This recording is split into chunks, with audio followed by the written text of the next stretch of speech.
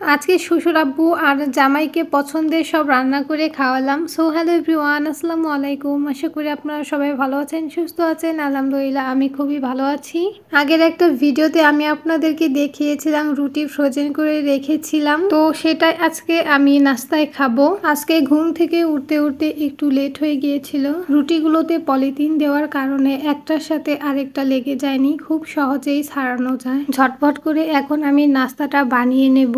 এরপরে আবার দুপুরে রান্না বান্না করতে হবে। সময় যে কোথা দিয়ে চলে যায় একদমই বুঝতে পারছি না। দিন অনেকটাই ছোট হয়ে গেছে। রুটি ফ্রোজেন করে রাখার কারণে সকালে নাস্তা বানানোর ঝামেলাটা একটু কমই থাকে। আর এই শীতের দিনে তো সকাল সকাল ঘুম থেকে উঠে নাস্তা বানাতে একদমই মন চায় না। আমার মতো এত অলস প্রকৃতির কে কে আছে অবশ্যই কিন্তু কমেন্ট করে জানাবে। যাই হোক, আমার নাস্তাটা কিন্তু তৈরি হয়ে গেছে। এখন আমি খাওয়া দাওয়া করে নেব। শ্বশুর আব্বু কয়েকদিনের জন্য গিয়েছিলেন গ্রামের বাড়িতে, তো আজকে বাসায় আসবে। ভাবলাম ওনার পছন্দের কিছু রান্না বান্না করি, আর উনি মাছ খেতে সবচেয়ে বেশি পছন্দ করে। নাস্তা খেতে খেতে আমি চুলায় ভাত আর ডালটা বসিয়ে দিয়েছিলাম যেন রান্নাটা তাড়াতাড়ি করে নিতে পারি। আর এখন বেগুনগুলো ভাজি করে নেব। এরকম করে বেগুন ভাজি খেতে আমরা সবাই খুব বেশি পছন্দ করি। তাছাড়া বেগুনের ভর্তা খেতেও অনেক বেশি ভালো লাগে। মাছের মধ্যে মাছ মাংস সবকিছু বাদ দিয়ে শুধু ভর্তা দিয়ে ভাত খেতে কিন্তু অনেক বেশি ভালো লাগে। আজকে আমি রান্না করব কাতল মাছ, আর কাতল মাছটাকে হলুদ মরিচ দিয়ে একটু মাখিয়ে নিয়েছি।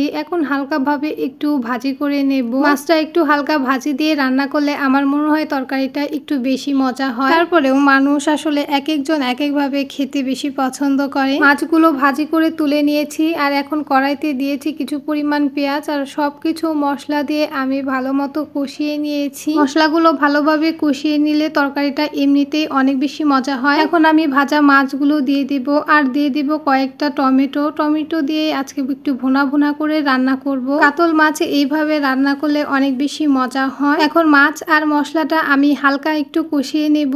এরপরে পরিমাণ মতো পানি দিয়ে মাছটা ভালো মতো রান্না করে নেব। সবসময় চেষ্টা করি একটু ভালো করে রান্না করার। যাই হোক, এই তো আমার মাছ রান্নাটা হয়ে গেছে। মাছটা দেখতে কিন্তু অনেক বেশি ভালো লাগতেছে। রান্না বান্না শেষ করে দেখি শ্বশুর আব্বু চলে এসেছে, আর বাসায় থেকে কিছু জিনিসপত্র নিয়ে এসেছে। কি কি নিয়ে এসেছে সেটা আপনাদের সাথে একটু শেয়ার করি। আমাদের মানিকগঞ্জে অনেক ভালো সরিষার তেল পাওয়া যায়, আর ঘিও ভালো পাওয়া যায়, এই জন্য সেগুলোই নিয়ে এসেছে। আর নিয়ে এসেছে কিছু মিষ্টি, আর মানিকগঞ্জের মিষ্টিগুলো অনেক বেশি ভালো। যাই হোক, আজকের ভিডিওটা ছিল এই পর্যন্তই। আমার এই ছোট্ট ভিডিওটা আপনাদের কেমন লাগলো অবশ্যই কিন্তু কমেন্ট করে জানাবেন সবাই। আমার এই ভিডিওটা যারা ইউটিউব থেকে দেখছেন তারা অবশ্যই ইউটিউব চ্যানেলটা একটু সাবস্ক্রাইব করে দিবেন, আর যারা ফেসবুক পেজ থেকে দেখছেন তারা ফেসবুক পেজটাকে একটু ফলো দিয়ে দিবেন। সবাই ভালো থাকবেন, সুস্থ থাকবেন। দেখা হবে পরবর্তী কোনো ভিডিওতে। আমাদের সবার জন্য দোয়া করবেন।